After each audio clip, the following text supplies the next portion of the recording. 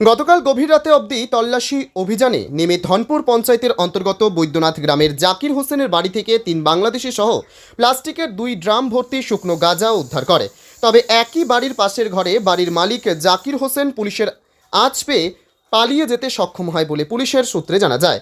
29 April Jatrapur থানায় খবর জানাতে গেলে ওসি সুব্রত দেবনাথ জানান যে দেখুন, রাত 11টার পরে খবর পেয়ে তড়িঘড়ি তিনি নিজে এবং অন্যান্য পুলিশ অফিসার সহ টিএসআর জওয়ানদের নিয়ে রাতে অভিযান চালিয়ে ওই বাড়ি থেকে 3 জনকে গাঁজা খাওয়া আটক করা হয়। আটককৃত বাংলাদেশিদের বাড়ি বরিশাল জেলায়। এদের একজনের নাম মাইনুল ইসলাম, দ্বিতীয় জনের নাম তাইজুল ইসলাম এবং তৃতীয় জনের নাম জহিরুল্লাহ। এদের সকলের বাড়ি একই জায়গায়। জিজ্ঞাসাবাদের পর এরা স্বীকার করেছে বেশ কয়েকদিন আগে থেকেই ওখানে এসে আস্তানা করে শুকনো গাঁজা সংগ্রহ করত। ম্যান স্টাফ এবং টিএসআর নিয়ে আমরা ওই স্পটে গিয়েছি। স্পটে গিয়ে আমরা বাড়িটা কর্ডন করেছি, একটা ঘরে কর্ডন করেছি এবং কর্ডন করে যখন রেডে সার্চ করলাম, তারপরে দেখলাম ওটা হ্যাঁ ঘটনা ঠিক।